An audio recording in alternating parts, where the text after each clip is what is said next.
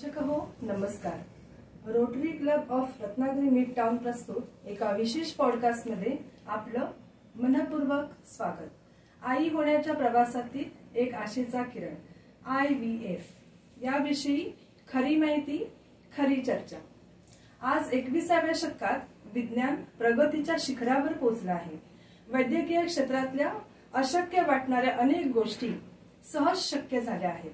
त्यातलाच एक विषय म्हणजे IVF म्हणजेच इन विट्रो फर्टिलायझेशन। मात्र आजही या शब्दाभोवती अनेक गैरसमज, शंका, सामाजिक संकोच गुंफलेले आहेत। आई होणं हा प्रत्येक स्त्रीसाठी आणि जोडप्यांसाठी एक भावनिक प्रवास असतो आणि जर त्यात अडथळे आले तर त्यावर योग्य मार्गदर्शन मिळणे हेही तितकंच महत्त्वाचं असतं। हाच विषय उलगडण्यासाठी आपल्या सोबत आहेत रत्नागिरीतील नामवंत IVF तज्ञ डॉक्टर तोरल शिंदे। त्यांच्याशी संवाद साधणार आहे मी, आपल्या रोटरी क्लबची नवीन सदस्य अस्मिता चोप्रा। चला तर मग योग्य माहिती, वैज्ञानिक दृष्टिकोन आणि माणुसकीने भरलेला हा संवाद आपण एकत्र साधूया आणि IVF विषयी असलेले अनेक प्रश्न, शंका मिटवण्याचा प्रयत्न करूया। नमस्कार मॅडम, आपल्या या पॉडकास्ट मध्ये तुमचं स्वागत। डॉक्टर तोरल, सर्वप्रथम तुम्हाला IVF दिनाच्या शुभेच्छा। थँक्यू। आजही सर्वसामान्य माणसाला IVF म्हणजे नेमकं काय हे माहिती नसतं, तर आम्हाला हे आपल्याकडून जाणून घ्यायला आवडेल। IVF म्हणजे नक्की काय? IVF म्हणजे हे आर्टिफिशियल रिप्रोडक्टिव्ह टेक्नॉलॉजी आहे। सर्वसाधारण दाम्पत्यांना जेव्हा नॅचरली नैसर्गिक प्रेग्नन्सी राहत नसेल तर अशा पेशंट्समध्ये आपण ही टेक्नॉलॉजी यूज करून त्यांना प्रेग्नन्सी अचीव करून देऊ शकतो किंवा त्यांना लाईव्ह बेबी देऊ शकतो। IVF जसं सांगितलं गेले इन विट्रो फर्टिलायझेशन म्हणजे जे भ्रूण आहे ते शरीरामध्ये नाही किंवा गर्भपिशवीमध्ये न तयार होता लॅब मध्ये तयार होतं, ज्याला आम्ही IVF लॅब्स म्हणतो। आणि तिथून ते डे 3 किंवा डे 5 ला आपण परत गर्भपिशवीच्या आत सोडलं जातं। तर ह्या पूर्ण प्रक्रियेला आपण इन विट्रो फर्टिलायझेशन म्हणजे IVF म्हणलं जातं। ओके, अगदी सोप्या शब्दात आपल्याला मॅडमनी IVF म्हणजे काय याबद्दल थोडक्यात माहिती दिली आहे। बरं, आता मला सांगा, हे उपचार कोणासाठी असतात, म्हणजे कोणत्या जोडप्यांना IVF ची गरज असते? सर्वप्रथम आपण एक बेसिक गोष्ट समजून घ्यायला पाहिजे की इनफर्टिलिटी म्हणजे वंधित्व कुणाला म्हणतो। वंधित्व म्हणजे असं जोडपं ज्यांनी 1 वर्ष झाले लग्नाला काही कॉन्ट्रासेप्टिव्ह किंवा गर्भनिरोधक गोळी न घेता दे आर ट्राईंग की त्यांना प्रेग्नेंट राहायचंय आणि जरी ते प्रेग्नेंट राहत नसेल तर त्यांना इनफर्टाईल किंवा वंधित्व कपल म्हटलं जातं। आता अशा पेशंट्स मध्ये नॉर्मली ट्रीटमेंट प्रोटोकॉल्स काय आहे की तुम्ही नॅचरल कन्सीव्ह होताय की नाही हे बघावं, सगळ्या टेस्ट करावे फिमेल आणि मेलचे, आणि गोळ्या देऊन पण जर नाही होत असेल तर ह्याच्या पुढचा टप्पा आहे म्हणजे IUI म्हणजे आपण हस्बंडचे सीमेन वॉश करतो आणि ते गर्भपिशवीमध्ये ठराविक दिवशी सोडले जातात। पण कित्येकदा असं होतं की नॅचरल कन्सेप्शन किंवा IUI पण प्रेग्नन्सी नाही राहत आणि अशा पेशंट्स मध्ये IVF ची गरज राहते। तर नॉर्मली IVF अशा पेशंट्स मध्ये दिलं जातं जसं की for example for male factors ज्यांचं स्पर्म काउंट अतिशय कमी आहे, ज्यांची स्पर्म काउंट नॉर्मल आहे पण मोटिलिटी कमी आहे। काय काय पेशंट्स असतात जे लोक स्ट्रेस इंड्यूस्ड आहे, भरपूर स्ट्रेस आहे किंवा त्यांना भरपूर आजार होते आणि त्यांनी स्टिरॉइड घेतलेले त्यामुळे त्यांचा काउंट कमी आहे। असे पेशंट्स ज्यांची काही प्रोफेशनल हजार्ड्स आहे, फॉर एक्झाम्पल सीमेन्स जे असतात समुद्रामध्ये एक ठराविक टेम्परेचर मध्ये आणि अंडरग्राऊंड काम करतात, त्यांचे स्पर्म काउंट पण कधी कधी कमी असतात, किंवा असे भरपूर प्रोफेशन्स आहेत ज्याच्यामध्ये स्पर्म काउंट कमी होऊ शकतात। आता स्पर्म काउंट कमी होणं आणि त्याची हालचाल कमी होणं हे जसं इम्पॉर्टंट आहे तसंच काय काय पेशंट्स असतात ज्यांना स्पर्म काउंटच नसतो, म्हणजे स्पर्म्सच नसतात। ह्याचं कारण आहे की त्यांचे ट्यूब्स कधी कधी ब्लॉक असतात त्यामुळे स्पर्म्स बाहेर येत नाही। तर अशा पेशंट्स मध्ये पण IVF पेक्षा पुढची क्रिया ICSI ते केली जाते। आता हे राहिलं आपलं मेल फॅक्टर। तसंच फिमेल्स मध्ये काय कारण असू शकतात ज्याच्याने आयव्हीएफ केलं जातं. तर फर्स्ट इज तुम्हाला भरपूर वर्ष झाले लग्नाला, स्त्रीबीज व्यवस्थित तयार होत नाही, किंवा पीसीओडी आहे, किंवा पेशंट्सला वयाच्या कारणामुळे त्यांची स्त्रीबीज देण्याची क्षमता जर कमी असेल, किंवा आजकाल लेटेस्ट आम्ही जे बघतोय की प्रीमेच्युअर ओव्हेरियन फेलियर, म्हणजे 22-23 वर्षाच्या मुली असतात, मेन्सेस 12व्या-13 वर्षामध्ये येतात, पण अचानक ऍट द एज ऑफ 18, 19, 21, 22 अचानक त्यांची पाळी इरेग्युलर व्हायला लागते. अशा पेशंट्स मध्ये त्यांची स्त्री बीज देण्याची कॅपॅसिटी आहे ती एकदम कमी होऊन जाते. तो then that is a red flag for them. अशा पेशंट्स मध्ये पण आयव्हीएफ करायची गरज असते, किंवा पीसीओ पेशंट्स त्यांना पण कधी कधी आयव्हीएफ ची गरज असते. आणि सर्वात महत्वाचं, ज्या पेशंट्स मध्ये दोन्ही गर्भनलिका म्हणजे फेलोपियन ट्यूब जर ब्लॉक असेल तर अशा पेशंट्स नॅचरली कन्सीव्ह कधीच नाही करू शकत. तर अशा पेशंट्स मध्ये पण आयव्हीएफ ची गरज असू शकते. मॅडम, पुढचा प्रश्न असा आहे, आयव्हीएफ आणि नैसर्गिक गर्भधारणा यामध्ये काय फरक असतो? आपल्याला नैसर्गिक गर्भधारणाचं जर समजायचं असेल तर समजून घ्यायचं असेल तर पहिली गोष्ट आपल्याला समजायला पाहिजे की नॅचरली प्रेग्नन्सी कशी राहते. एक स्त्री दर महिन्याला पाळीच्या दुसऱ्या दिवसापासून एक छोटस स्त्रीबीज तयार करते. हळूहळू हे 8व्या दिवशी, 10व्या दिवशी, 12व्या दिवशी असं हळूहळू हे स्त्रीबीज मोठं होतं. हे स्त्रीबीज नॉर्मल कंडिशन मध्ये रप्चर होतं म्हणजे फुटतं, आणि त्याच्यातलं आतलं बी ज्याला आम्ही oocyte म्हणतो ते रिलीज होतं. ती गर्भधारणा करण्यासाठी फेलोपियन ट्यूब मध्ये जाते, म्हणजे गर्भनलिकामधून गर्भपिशवीच्या पर्यंत पोहोचते. त्या टाइमला जर तुमचे संबंध आले, शुक्राणू आत गेले आणि स्पर्मनी गर्भपिशवीपर्यंत पोहोचलं तर एक स्त्रीबीज आणि एक स्पर्मचा मिलाप होतो आणि पिंड तयार होतो, आणि हे पिंड गर्भपिशवीच्या आतल्या आवरणला अटॅच होतो आणि इम्प्लांट होतो, म्हणजे ह्याच्याने गर्भधारणा सुरू होते. आता दिस इज अ नॅचरल कन्सेप्शन, हे नॅचरली होऊ शकतं. पण आयव्हीएफ मध्ये असं होत नाही. मी जसं सांगितलं कारण भरपूर असू शकतात. तर अशा पेशंट्स मध्ये आम्ही काय करतो की आम्ही इंजेक्शन देतो ज्याच्याने दोन्ही अंडाशयामधून 2-3 पेक्षा जास्त स्त्रीबीज भेटायला पाहिजे. त्यामुळे जास्त स्त्रीबीज बनतात. आम्ही ते योनी मार्गेतून अंडर सेडेशन म्हणजे पूर्ण भूल केली जाते पेशंटला, आणि ते आम्ही काढतो. इट इज कम्प्लिटली पेनलेस, बिलकुल पेन होत नाही. आणि हे काढल्यानंतर आम्ही लॅब मध्ये त्याला ग्रेडिंग करतो की हे चांगले क्वालिटीचे आहेत की नाही आहे, आणि त्याच्यामध्ये आम्ही ते स्पर्म जे हस्बंडचे ते इन्सर्ट करतो आणि एम्ब्रिओ तयार करतो. आणि हे डिपेंड करतं की डे 3 किंवा डे 5 ला परत ते ट्रान्सफर केले जाते. इन शॉर्ट, नॅचरल कन्सेप्शन मध्ये जे भ्रूण आहे ते गर्भपिशवीमध्येच बनतं, आणि आयव्हीएफ मध्ये जे भ्रूण आहे, एम्ब्रिओ आहे, ते गर्भपिशवीच्या बाहेर म्हणजे लॅब मध्ये बनतात. पण एकदा ते गर्भपिशवीमध्ये आत सोडले गेले की ते प्रेग्नन्सी जे प्रोसिजर आहे ती सेम असते. आता ह्या अनुषंगाने हे उपचार कितपत सुरक्षित आहेत? म्हणजे एखाद्या महिलेने आयव्हीएफ उपचार घेतले तर त्याचे काही साईड इफेक्ट्स तिला होऊ शकतात का? आता असं कितीदा मला पेशंट्स विचारतात की ह्याचे काही साईड इफेक्ट आहेत, तर आपल्याला ना टॅली करायला पाहिजे की आपलं वय किती आहे की आपण आयव्हीएफ करतोय.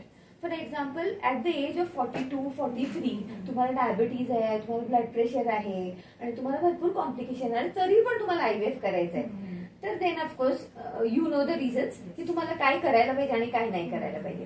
पण ऍट द सेम टाइम आता आयव्हीएफ एक वेगळ्या पद्धतीने केलं जातं. भरपूर इंजेक्शन दिले जात नाही.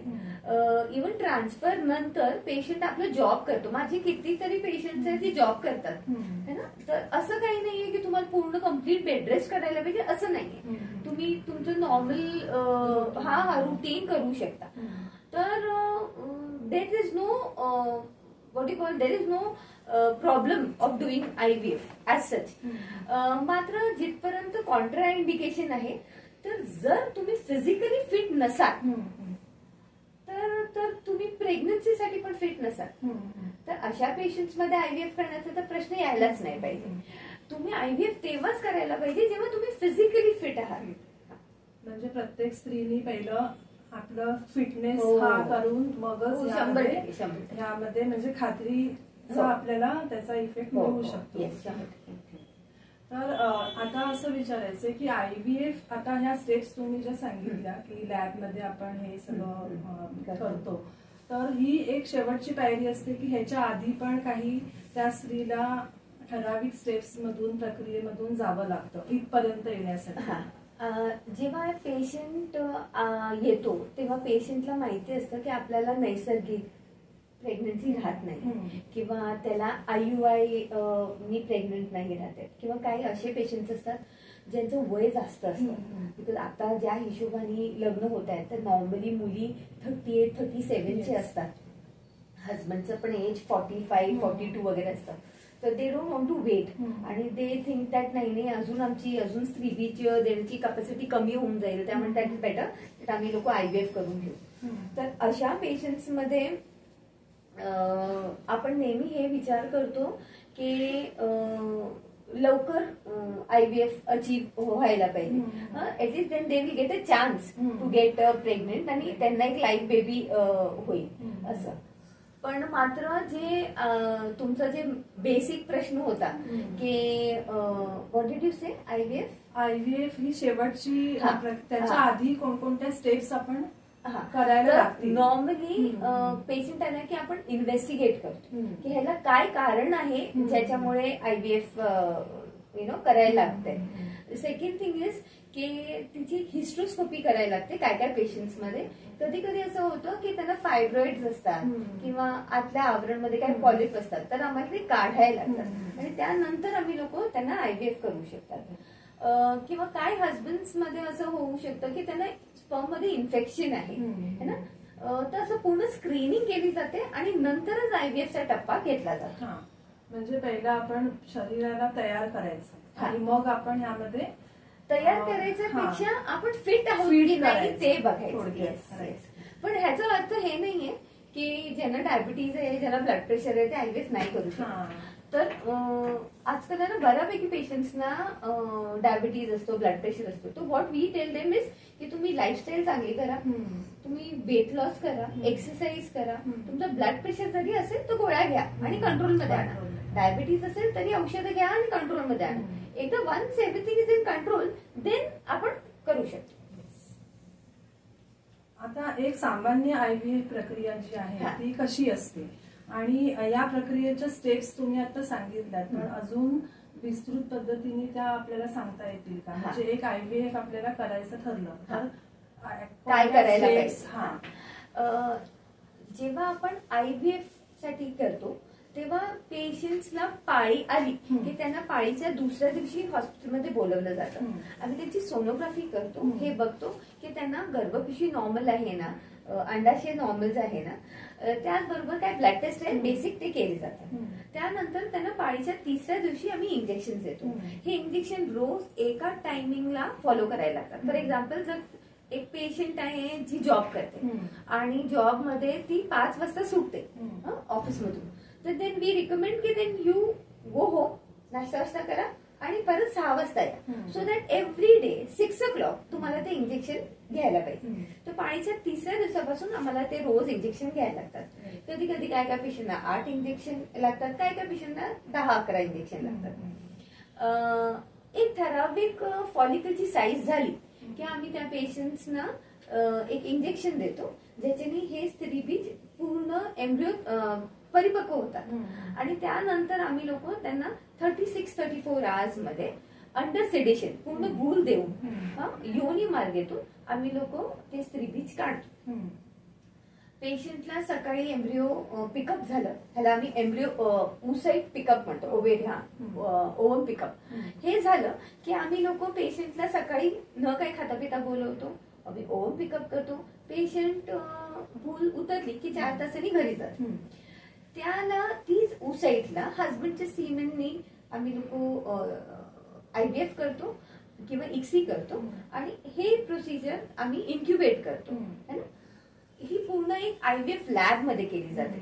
IVF लॅबचं टेम्परेचर 35 to 36 डिग्री मध्ये मेंटेन केलं जातं. It is the same temperature जे गर्भपिशवीमध्ये असतं. म्हणजे पूर्ण लॅब हे पूर्ण स्टराईल असते आणि तिथे इवन जी हवा जाते ते पण प्युरिफाईड असते. त्यासाठी VOC कंट्रोल वगैरे वगैरे आम्हाला करायला लागतं. आणि त्यानंतर एकदा हे स्त्रीबीज आणि स्पर्म्स आम्ही लोक लॅब मध्ये इन्क्युबेट करायला ठेवले की आम्ही डे 3 ला किंवा डे 5 ला बघतो की किती एम्ब्रिओज बनलेले आहेत. एकदा ते एम्ब्रिओज बनले की आम्ही लोक पेशंट्सना परत बोलवतो आणि हे एम्ब्रिओ गर्भपिशवीमधून सोडतो. आता जेव्हा आम्ही एम्ब्रिओ ट्रान्सफर करतो तेव्हा पेशंटला काही भूल दिली जात नाही, because it is absolutely normal procedure. जसं की एक सोनोग्राफी आम्ही करतो ट्रान्सफर जनरल, तशीच प्रोसिजर असते. पेशंट ट्रान्सफर केल्यानंतर काही तासामध्ये घरी जाऊ शकतो आणि माझे तर काय काय पेशंट लोक जॉबला जातात. त्यामुळे it is absolutely normal procedure. खूपच छान माहिती दिली डॉक्टर तोरल.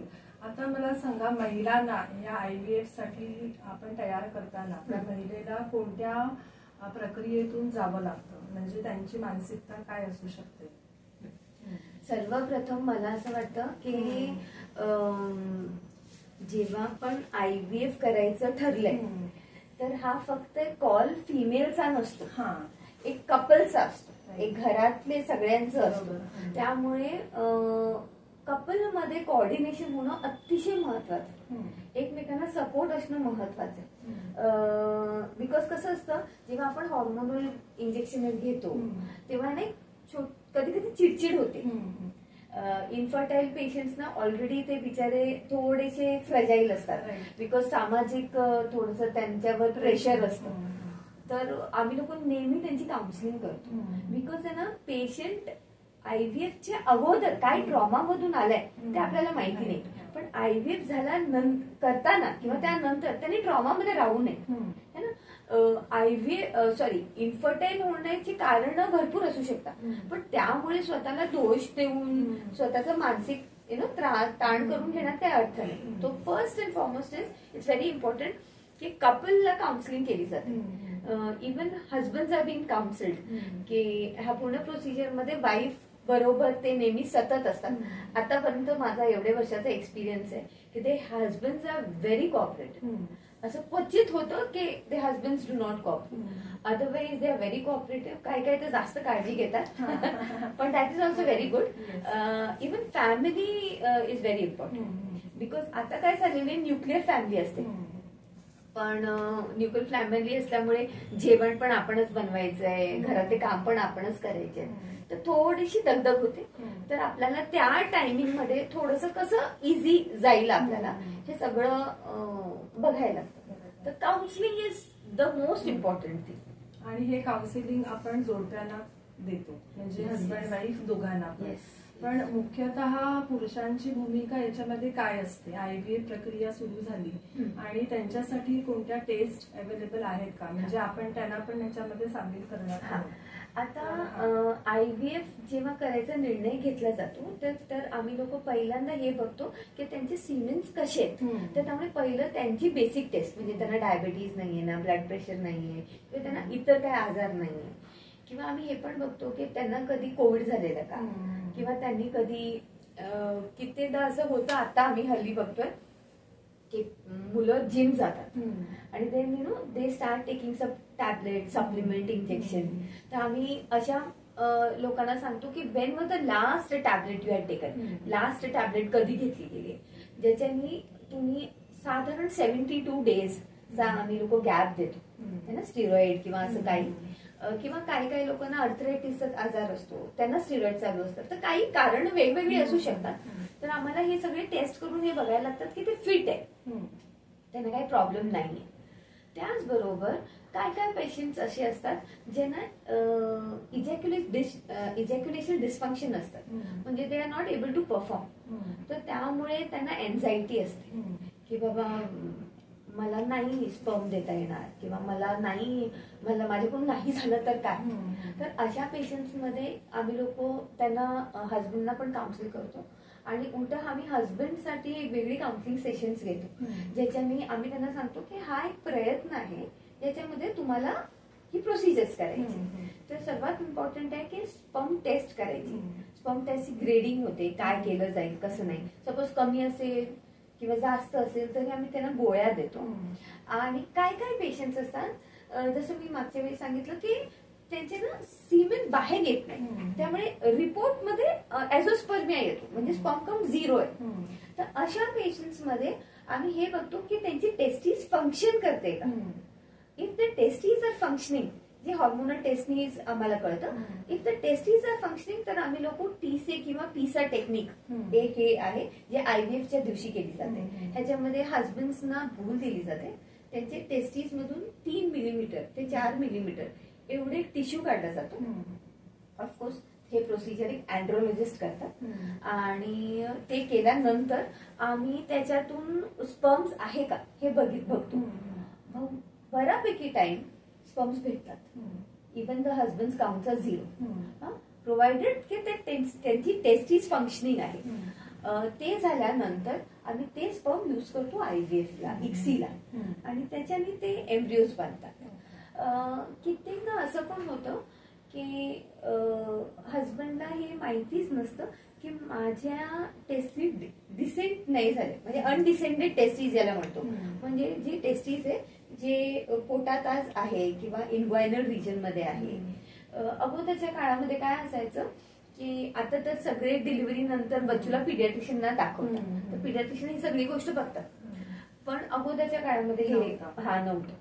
तर त्यामुळे असे पेशंट्स आम्हाला दिसतात की नाहीये, त्यांना कळलंच नाही वगैरे वगैरे. तर अशा पेशंट्स मध्ये आम्हाला त्यांची पूर्ण वर्कअप करायला लागते की जर टेस्टीज नाहीये किंवा वरती आहे कुठे, तर कुठे टेस्टीज कुठे आहे, पोटाच्या कुठच्या भागामध्ये आहे, फंक्शनिंग आहे की नाही. तर त्या हिशोबाने आमची ट्रीटमेंट वेगळ्या पद्धतीने सुरू होते. आता हा जो उपचार आहे त्याचा सक्सेस रेट किती आहे, म्हणजे यशस्वीता जी म्हणतो आपण त्याची टक्केवारी? आयडियली जगामध्ये कुठे पण एव्हरीवेअर हा सत्य सगळ्यांनी समजून घ्यायला पाहिजे की आयव्हीएफ इज नॉट अ रामबाण, म्हणजे एक असं मॅजिक स्वॉर्ड नाहीये. 100% सक्सेस रेट आहे नाही, असं बिलकुल नाही. The success rate is just 40 to 45%. जसं जसं एज वाढतं, जसं जसं मॉर्बिडिटी वाढते, कारण वाढतं, तसं सक्सेस रेट थोडं कमी होतं. फॉर एक्झाम्पल एक 26-25 वर्षाची जर मुलगी आहे तर तिचं जर आयव्हीएफ करायचं काय कारणामुळे, तर तिचं सक्सेस रेट नक्की 40-45 असणार. पण सपोज कोणी 38-39 आहे तर तिचं सक्सेस रेट 39-40% असणार. The success rate always decreases with age. आता ह्या एजचा वाढणाऱ्या वयाचा आपण म्हणतो एज वाढलं की सक्सेस रेट कमी होतो, तर याचा आयव्हीएफ वर नक्की काय परिणाम होतो? आतापर्यंत ना हे बोललं जायचं की पुरुषांना ओल्ड एज नाही येत, पण हे ऍक्च्युली चुकीचं आहे. आता लेटेस्ट स्टडीज आहे की वन्स यू रीच 45 or 43 म्हणजे स्पर्म काउंट जरी चांगले असेल तर त्याची क्वालिटी घसरायला लागते. त्यामुळे त्याच्या आतलं जे डीएनए आहे तो व्यवस्थित नसतो आणि वीक असतो. जरी काउंट एकदम 80 मिलियन 60 मिलियन असेल तरी पण हा प्रॉब्लेम होतो. At the same time with age females मध्ये भरपूर फरक पडतो. आफ्टर 35 स्त्री बीज देण्याची क्वालिटी आणि क्वांटिटी ह्याच्यामध्ये फरक आहे. म्हणजे काय आहे की एक मुलगी जी 27 इयर्सची आहे तिच्यामध्ये आयव्हीएफ मध्ये जर ती 12 स्त्रीबीज किंवा 15 स्त्रीबीज देऊ शकते, तर ती 35-37 इयर्सची बाई ती फार तर 6 किंवा 5 देऊ शकते. तर the embryos have a ratio ना की स्त्रीबीज एवढे बनले तर एम्ब्रिओ एवढे बनू शकतात. जर स्त्रीबीजच कमी आहे तर एम्ब्रिओ पण कमीच बनणार. You getting it? तर त्यामुळे इट इज व्हेरी इम्पॉर्टंट की तुमचं स्त्री बीज जे आहे ते जास्त बनायला पाहिजे है ना. त्याचबरोबर जे स्त्री बीजची क्वालिटी आहे ती कमी कमी कमी होत जाते. मी ह्याला एक सिंपल उदाहरण देते की तुम्ही ऐकलं असेल की काय काय बायका 40 नंतर पण प्रेग्नेंट होतात. हे भरपूर पेशंट मला पण सांगतात. पण हे पण तेवढं सत्य आहे की 40 नंतर 38 नंतर अबॉर्शनचे रेट्स पण हाय असतात हा है ना, किंवा मतिमंद बाळ होण्याचे पण रेट्स हाय असतात है ना. तर हे का आहे, बिकॉज त्यांचे DNA हा थोडा फ्रॅगमेंटेड असतो. तर त्यामुळे ते प्रेग्नेंट तर राहतात पण त्यांच्यामध्ये तेवढं सक्षम म्हणजे त्यांचे क्रोमोझोम तेवढे नॉर्मल नसतात. त्यामुळे ते पुढचे कॉम्प्लिकेशन वाढत जातात. आता IVF ही उपचार पद्धती जर करायला घेतली तर साधारण किती कालावधी ह्याच्यासाठी लागतो? पेशंट IVF म्हणजे एक सायकल, म्हणजे पाळी आली त्यापासून आपण IVF करतो. तर जर IVF पाळी आल्यापासून केली जाते तर तो एकच महिन्याचं प्रोसिजर आहे ना. मात्र काय काय पेशंट जसं की PCOD पेशंट असतात ज्याच्यामध्ये जास्त इंजेक्शन दिले जातात. तर अशा पेशंट्स मध्ये आपल्याला आम्ही स्त्रीबीज बनवतो, एम्ब्रिओ बनवतो आणि फ्रीज करतो. आणि त्यानंतर पेशंटला जेव्हा पाळी येते तेव्हा जेव्हा त्यांचे ओव्हरीज नॉर्मल होऊन जातात त्यानंतर त्यांना ट्रान्सफर केले जातात. अशा ट्रान्सफरला आम्ही FET म्हणतो, म्हणजे frozen embryo transfer. No doubt frozen embryo transfer PCO साठी अतिशय चांगलं आहे. ह्याचं कारण आहे की जास्त स्त्रीबीज बनले आणि आम्ही पिंडात सोडलं तर कॉम्प्लिकेशन्स पण होऊ शकतात. तर त्यामुळे आम्हाला ते नकोय. त्यामुळे आम्ही लोक त्यांना नंतर 1 महिन्यानी नंतर ट्रान्सफर करतो. पण आयडियली IVF प्रोसिजर हा फक्त 15 ते 20 दिवसाचा आहे. ओके. आता हा जो एक प्रक्रिया कालावधी आहे त्याच्यासाठी साधारण खर्च किती येतो आणि हे खर्च करण्यासाठी काही सरकारी विमा योजना किंवा खासगी विमा योजना उपलब्ध आहेत का? दुर्दैवाने नाहीये. इंडियाचं पॉप्युलेशन भरपूर त्यामुळे इन्फर्टिलिटी त्यांच्या नेसेसिटी मध्ये नाही आहे. पण ह्या माध्यमातून मला असं वाटतं की गव्हर्नमेंटनी विचार करावा की इन्फर्टाईल कपल पण भरपूर वाढत आहेत आणि जर काही असं करता आलं तर कितीतरी दाम्पत्यांना चांगलं होईल, हा लाभ भेटेल. पण आता ऍट प्रेझेंट असं काही नाही. आणि तुम्ही विचारलेला प्रश्न आहे की किती खर्च येतो. IVFचा मेजर प्रॉब्लेम आहे की IVF हा इंजेक्शन डिपेंडेंट आहे ना. म्हणजे त्यामुळे ना एक फिक्स अमाऊंट की एवढ्यामध्येच तुमचं IVF होणार हे बोलणं कठीण असतं. फॉर एक्झाम्पल एक 25 वर्षाची मुलगी आली तर तिला इंजेक्शन कमी मात्रा डोस कमी लागतो. नो डाऊट ड्युरेशन सेम असतो पण डोस कमी लागतो. पण एक बाई आहे जी 38 इयर्सची तर तिचं इंजेक्शन देण्याची म्हणजे 375 425 चा डोस असतो. तर ह्या दोघांमध्ये इंजेक्शनचा डोस हा it's a big graph to achieve. तर त्यामुळे द कॉस्ट इज व्हेरीज है ना, because we are depending on the injection. Normally अगोदर असं बोललं जायचं की बाहेर जर्मनीचे किंवा Korean injection they are very good, पण Japanese injection are very good, पण Indian injection are also very good. No doubt. No doubt त्याला प्युरिटी वगैरे वगैरे आम्ही चेक करतो. आम्हाला बघायला लागतं की कसे इंजेक्शन आहे, काय त्याला सक्सेस रेट किती आहे वगैरे, त्याच्यात किती बायो अवेलेबिलिटी आहे आणि त्यानंतर ते बघूनच आपल्याला इंजेक्शन घ्यायला पाहिजे. त्यामुळे एक फिक्स ह्या अमाऊंट मध्ये होणार हे कठीण होणार. It varies. या इट व्हेरीज. आता मला सांगा, सामान्य माणसांमध्ये असं बोललं जातं की IVFचं जे बाळ आहे ते नैसर्गिक नसतं, असा काही समज आहे का? IVFचं बाळ नक्कीच नॅचरल तर नाहीच आहे ना. हे एक आर्टिफिशियल रिप्रोडक्टिव्ह टेक्निकनी बनलेलं आहे. पण समाजाने हे पण तेवढंच लक्ष द्यायला पाहिजे की हे टेक्निक का बनली, ह्याचं कारण काय होतं की कुणीतरी जगामध्ये कपलला प्रेग्नेंट होता नाही आलं, त्यामुळे हे टेक्निकनी आपल्याला मदत केली आणि प्रेग्नेंट राहिलो. मी काय पेशंट्स, काही आजी पण येतात पेशंट बरोबर, तर ते विचारतात मला, तर मी त्यांना जे उदाहरण देते ते मी आता देणार की आपण आहे ना अगोदर बैलगाडीमध्ये प्रवास करायचा, ठीक आहे. आता आपण नंतर ST, आता सगळ्यांच्या घरी 2 व्हीलर आहे, ठीक आहे, सगळ्यांच्या घरी 4 व्हीलर आहे. आता पण आपण बैलगाडीने जातो का? तो इन शॉर्ट काय, इफ द आपली जर सोय चांगली होत असेल, आपल्याला चांगली गोष्ट भेटत असेल तर वाय नॉट. तर IVF टेक्निक हा बनवलेलीच ह्या कारणासाठी आहे की कपलला त्यांचं बायोलॉजिकल चाइल्ड भेटायला पाहिजे. आणि ती एक साथ आहे ना. No doubt IVF is not a natural procedure because ते गर्भपिशवीमध्ये गर्भधारणा होत नाही. पण जे भ्रूण आहे ते गर्भपिशवीमध्येच सोडले जातात. त्यामुळे गर्भपिशवीमध्येच त्याची डेव्हलपमेंट होते. तर डेव्हलपमेंट वाईज नंतर हे सगळी प्रोसिजर सेम असते. ओनली डिफरन्स इज दॅट ते एम्ब्रिओ हे लॅबमध्ये बनतात. दिस इज ओनली डिफरन्स. ओके. हा, तो आय थिंक. आणि आता ना विथ टाइम मला असं वाटतं की हा प्रश्न आता राहिलेला नाही की हा नॅचरल आहे का.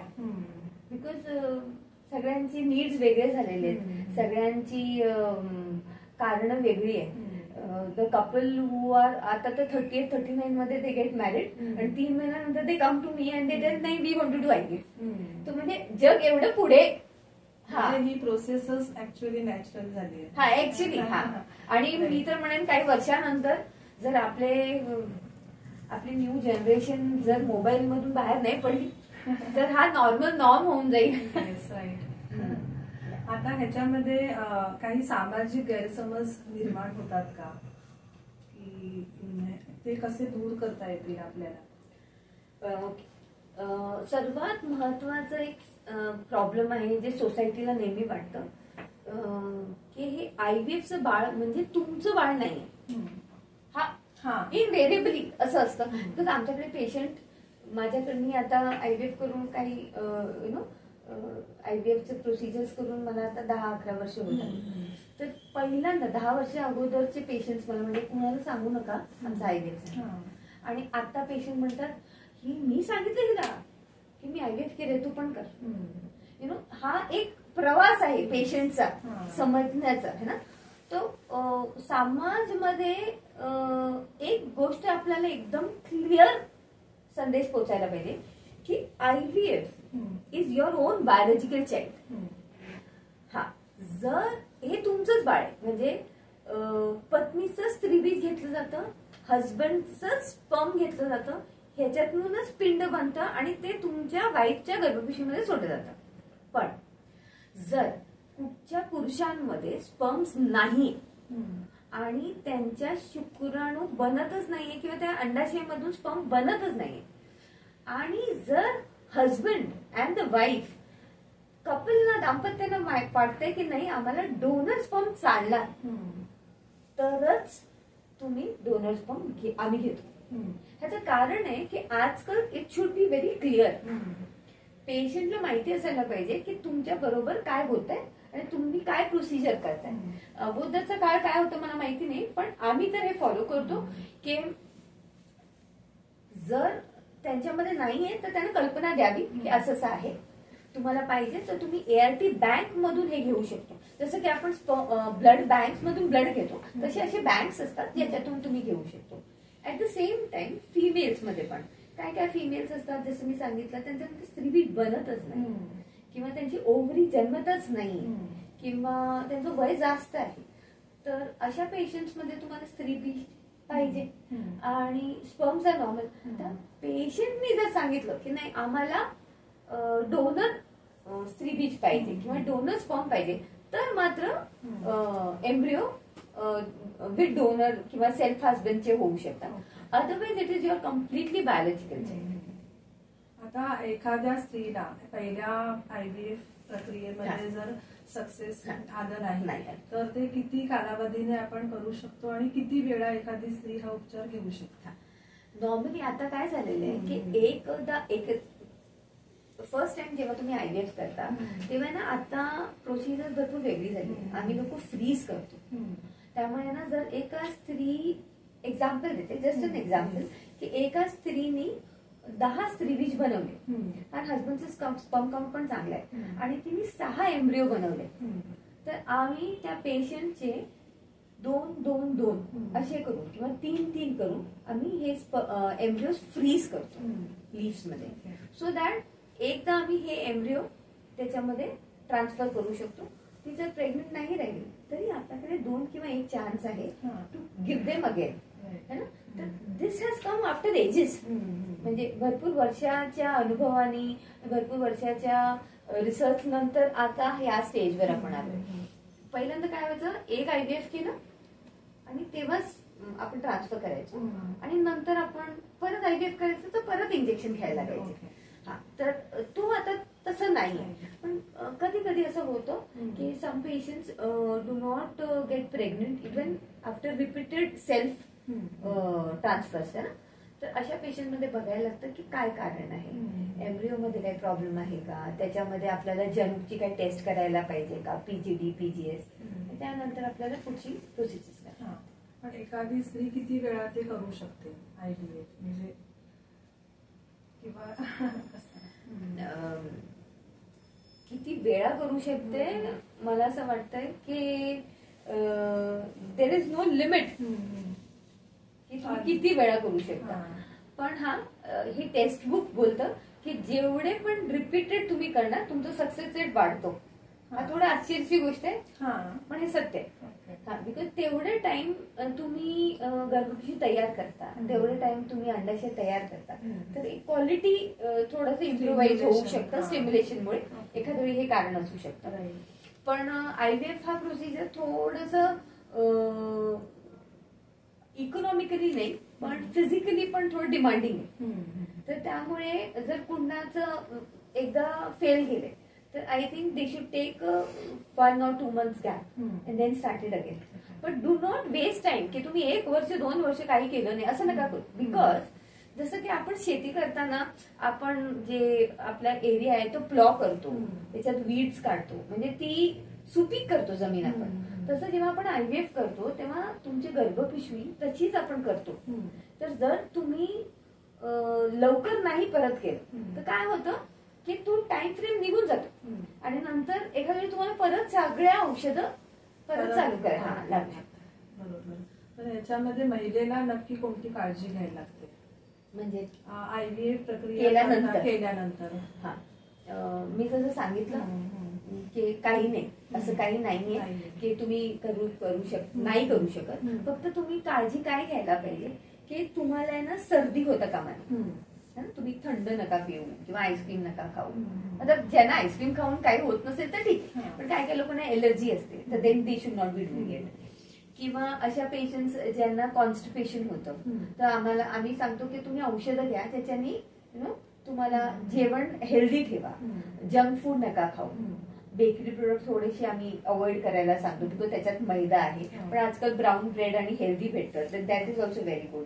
तर थोडेसे डायटरी चेंजेस ठेवायची, एक्सरसाइज नॉर्मली करा. हा, मी हे नाही म्हणजे IVF सक्सेस झाल्यानंतर बाळ असताना तुम्ही एक्सरसाइज वगैरे करू शकता, तुम्ही योगा करू शकता, येस तुम्ही सगळं करू शकता, असं काही नाही की तुम्ही नाही करू शकता.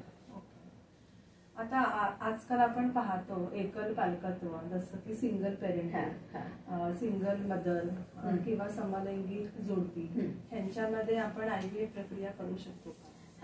आता सिंगल मदर आणि जे तुम्ही म्हणताय त्याच्यामध्ये त्यांच्यासाठी लॉज वेगळे आहेत. फॉर एक्झाम्पल एक असं कपल जे इंडियन ओरिजिन आहे आणि अब्रॉड मध्ये आणि त्याचा पार्टनर आउट ऑफ इंडियन आहे, म्हणजे तो बाहेरच्या देशाचा आहे, तर असे कपल इंडियामध्ये IVF करू शकतात.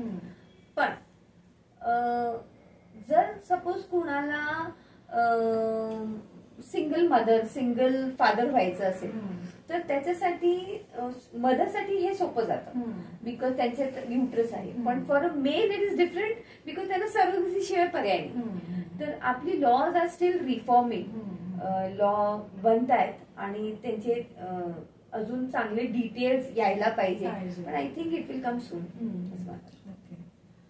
आता रोटरी सारख्या संस्था ह्या IVF साठी काही जनजागृतीचा कार्यक्रम करू शकतात का? मला असं वाटतं हे जे आहे हे पण चांगलंच आहे बिकॉज पेशंटकडे ही गोष्ट जाते की तुम्ही काय करायला पाहिजे काय नाही करायला पाहिजे आणि एक मेसेज क्लिअरली आपण क्लिअर कन्वे करतोय की IVF इज नॉट म्हणजे हे काय UFO नाहीये, की एलियन गोष्ट नाहीये. इट इज व्हेरी कॉमन आणि ह्याला पहिल्यांदा समजून घ्यायला पाहिजे काय प्रोसिजर्स आहे आणि त्यानंतर आपण जाऊ शकतो. मला वाटतं हे जे तुम्ही आज आपलं हा झालाय podcast, that is also one of a very good step. Yes yes. आतापर्यंत डॉक्टर तोरल शिंदे यांनी आपल्या बऱ्याच शंकांचं निरसन केलेलं आहे. तसेच सर्व प्रश्नांचं त्यांनी समर्पक उत्तरं देखील दिलेली आहेत. तर आपल्या दर्शकांसाठी मॅडम, आपण जाता जाता त्यांच्या मनात काही अजूनही शंका असतील तर त्यांना काही संदेश आपण देऊ शकाल का? मला असं वाटतं सगळ्या जोडप्यांनी पहिली गोष्ट ही एक्सेप्ट करावी की जर तुम्हाला मूल होत नाही तर आपल्याला ट्रीटमेंट घ्यायची गरज आहे. हे पहिल्यांदा मानसिक तयारी ठेवावी. सेकंड थिंग, आणि जर असेल तर प्लीज डॉक्टरांकडे जा आणि बोला. बिकॉज तुम्ही जर बोललात नाही तर problems will not B clear. Investigate करा. इन्व्हेस्टिगेशन्सनी कळेल की काय प्रॉब्लेम्स आहे आणि त्या हिशोबाने ट्रीटमेंटला सुरुवात करा. जर आपण घरीच बसलो आणि आपण काहीच केलं नाही then there will not be a way. तर आय थिंक हा पूर्ण पॉडकास्ट मध्ये मला वाटतं ऍज अन IVF डे मध्ये आपल्याला हे मेसेज सगळ्यांना पोहोचवायला पाहिजे की IVF हा ह्युमन काइंड साठी आहे, हे सगळ्यांसाठी आहे आणि त्यामुळे जर कुणाला IVF ची गरज आहे किंवा इन्फर्टिलिटीची ट्रीटमेंटची गरज आहे तर त्यांनी निसंकोच डॉक्टरांकडे जावं, कारण शोधावी आणि जे काही ट्रीटमेंट्स आहे त्याला समोर जाऊन ते ट्रीटमेंटचा लाभ घ्यावा. Otherwise there is no point of not going. म्हणजे आपल्याकडे दरवाजा आहे आणि आपण ते उघडून बाहेर जात नाही आणि आपण एकच रूम मध्ये बंद आहोत असं होतं कामा नये. तो मला सगळ्या कपल्सना हे सांगावं असं वाटतं की world is going way ahead. भरपूर प्रगती झाली आहे सगळीकडे, सगळ्या क्षेत्रामध्ये आणि ह्या क्षेत्रामध्ये पण ही प्रगती ऑलरेडी झालेली. It is there till a doorstep. तो why not take an advantage. धन्यवाद मॅम. आता आपण मगासपासून ह्या IVF डेच्या निमित्ताने मॅडमने आपल्या सर्व शंकांचं निरसन केलेलं आहे. तर अजूनही या उपचारांबाबत काही जोडपी साशंक असतील तर त्यांच्या शंका ह्या पॉडकास्टद्वारे नक्कीच त्याचं निरसन होणार आहे ह्याची मला खात्री आहे. आणि मॅडम, आजच्या या आपल्या पॉडकास्टमध्ये rotary club of Ratnagiri midtown तर्फे आपले विशेष आभार. Thank you so much. थँक्यू.